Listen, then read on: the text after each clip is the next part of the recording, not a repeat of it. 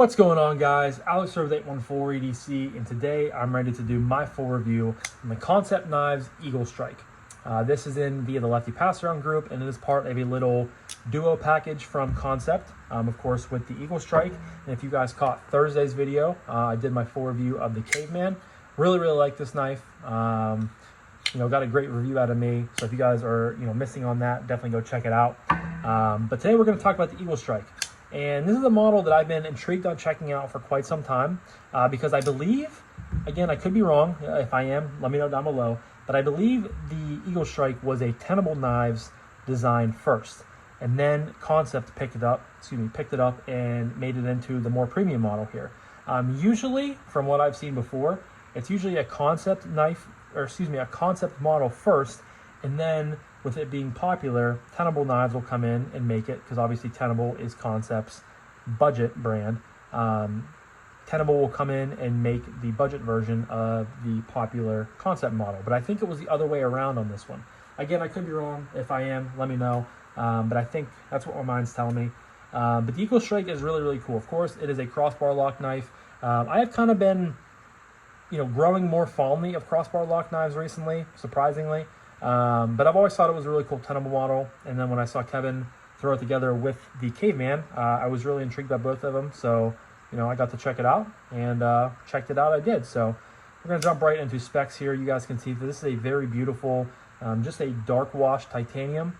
We have they're calling this a Wharncliffe on the website, but this is not a Wharncliffe to me. This is like a spear point blade, very kind of tactile, what is that? Tactile? That's what I just said, but I meant to say tactical blade. You have the three, I can't count either, guys. I'm sorry. You got the 5 swedges built in there on both sides. I believe that is a little bit of a design kind of cue from James Lowe, who is the designer. I believe he is Australian, which is really cool. But we have Eaglestrike there. We have James's little signature concept, and then we have S35VN, which is the blade stow, if I didn't mention that already. A little bit of jimping there on the thumb ramp. You get a nice pop of color there on the pivot. You have a non-reversible, which is the only thing I think they missed out on is not making a reversible clip for this. Because, of course, with the ambidextrous lock, I think it's pretty, I would say it's pretty standard to want to put a reversible clip on here, but they didn't. So we have a non-reversible milled titanium clip. As far as internal milling goes, we have I cannot talk today, guys. I apologize. We have non-nested liners. It looks like there are 3 pockets on both sides for a little bit of weight reduction. But this is definitely not a super duper lightweight knife, and it's not a small knife either. Surprisingly, I did not expect to, see that. I was surprised to see this. I guess we can just talk about specs real quick. The blade length is 3.73 inches, which to me is big, but it doesn't feel like that in hand. It's weird. It's one of those knives that just feels smaller than it really is. But a blade length of 3.73 inches, an overall length from tip to butt of 8.36 inches, and it comes in weighing 5.27 ounces, which is not bad at all for the size of the knife. And again, you have full, I would say stainless steel liners that are not the thinnest, and 2 big slabs of titanium. So I'd say, 5.5 ounces is definitely not bad at all. Give you guys a quick size comparison here. We got the Para 3, and then we have the TRM Neutron 2.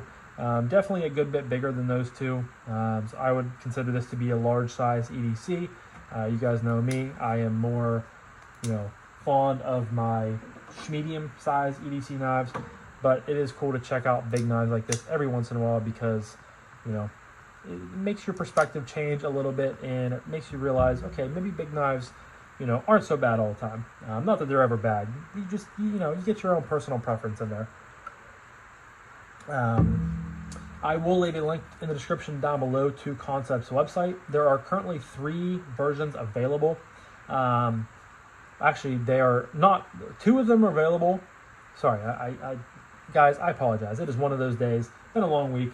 2 of them are sold out, and there is only 1 version of this one available. So by the time you guys are seeing this, it might be sold out. If it is, I apologize. But we have this version, the fully, black washed titanium. We have a lightning strike finish on the titanium with a Damascus blade. And then we also have a bead-blasted titanium with a stone-washed blade, which looks really, really good too. That would probably be my personal preference. You guys know me, I'm pretty simple when it comes to designs. But this one is really, really good regardless, because I like when, for some reason, it just really appeals to my brain, you know, kind of scratches my brain the right way when you have the same blade finish and handle finish in the same knife. Just makes it look really good. Yeah, aesthetically looking, I think this, again, looks great. I just mentioned earlier, I've been kind of, you know, looking after the concept version. This is one of those videos, guys. I really do apologize. I've been looking at the Tenable Knives version just because I thought it looked really good. You know, every once in a while, a spear point style blade just really speaks to me. And overall, I think it's a great design. Very, very simple. You guys know me and simple. I love them. And so overall, I think the aesthetic is great. No complaints at all with the design. And I guess we'll chat about action real quick. So we have dual thumb studs. It is a crossbar lock. And I don't know if you guys can pick this up or not, if my phone will pick it up with the lighting. But there are, I'm even struggling to pick it up. There are three or four holes here, which means you can pick your tension with the spring, which is really, really cool. Kaiser was the first one to do that, and with their clutch lock, and a lot of other, you know, makers has followed suit. So it's really cool to see Kansept, you know, taking that jump and starting to do that. They could have been doing it for a while now, but I've not checked out it. Well, I did check out the Jacob Lundquist design from Kansept, but that was a pretty old prototype, so I don't know what they were doing that with that model, you know, or not. But regardless, it's really cool to see them doing that. So, you know, I don't know what, I haven't taken this knife apart, but the D10 I would say is pretty solid, you know, all things considered for a crossbar lock. Some people still don't like, you know, because they feel kind of mushy because I don't have a true D10. But with these adjustable spring tension holes, it's kind of solved that in my opinion.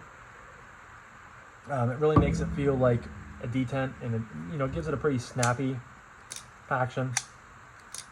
Reverse flick is nice. Thumb flick works really great. No blade play, locked up really nice and tight. But thumb flick works great. Reverse flick is money. Then of course you have that drop, which, you know, pretty much every crossbar lock you're just going to get that sort of action, unless it's a Benchmade. You might not get that free drop action. Just depends on, you know, which model it is and how well it was tuned and things like that. But, you know, it's nice to be getting that free drop just because there's, you know, there's nothing in the way. It's just dropping free. And that is one really cool thing about the crossbar lock, is you're just going to get that nice action. And it's an acquired taste, I feel like, but once you get it, like I said, I've been kind of really leaning towards the crossbar lock recently for some reason. It's fun to fidget with, and, you know, done well and done right, it's a great lock to manipulate and fidget with, and, you know, to have on a carry knife. So action is awesome, no complaints at all there. Which, like I mentioned in the Caveman video, Kansept really, from the couple knives I've checked out from them, really has the action, you know, section down pat. You know, they do a great job with their action, and I have not been, you know, displeased with any of the knives I've handled from them in the action department. Next up I would talk about, I guess, is ergos. You guys can tell pretty much by just looking at this knife, the ergos are going to be pretty good. It's a straight back design, a little bit of it tapered off. You have a finger groove up here and a little bit of taper. Choked back. I can get all 4 fingers in this knife very, very easily. The clip is nice and flat. You do have a little bit of a pokey spot up here, but it's, you know, very, very minimal when it comes to pokey. Not bad at all, but it's nice and flat, so it's going to form really, really nicely in your hand. No complaints at all there. Really, really nice in this nice, just normal saber grip. Hammer grip works great too. You can choke up onto the kind of a landing choil up here. You just got to be careful because you are close to that blade edge right there, but you can choke, or not choke, you can grip back here with your thumb, or you can reach the whole way out for push cuts and that extra power and sort of leverage that you need. Gets even further off that clip. Not that it's a hot spot, you know, anyway, but you have plenty of real estate to grab and hold and do all the things you need to do with it, because this is a bigger knife. But it's nicely chamfered in all the right areas. There's no sharp edges of titanium. The titanium has a great finish. It's not slick, but it's not grippy. It's kind of right in that medium area. But I've had no issues with it in the ergo department, so I don't think you guys will either. But ergos are great. Next up is carry. I wish they reversed the clip on it. That is probably my only nitpick on the knife, is I think they should have easily had a reversible clip, simply for the fact that this is an ambidextrous lock. But regardless, they didn't. So I'll show you guys here. That's how much you have sticking up out of your pocket. Not bad. You guys know I've come around quite a ways on the reversible clip life, or the reversible clip, the milled clip life. From an aesthetic standpoint, I think it looks really good. It functions pretty well. It is a smidge tight, but I'm sure it'll wear in a little bit more with time. So overall, really, no complaints with the carryability of the Eaglestrike. Now for price point, I think the price is great. You can get this for $169.89. So $170 you can get this one, and the Bead Blasted Titanium for $170. And then the Lightning Strike finish with Damascus is only a $10 upgrade, which is really cool. Normally you see, looking at like Wii, you have like, say 5 variations of a knife come out. You have, 4 of them being pretty standard.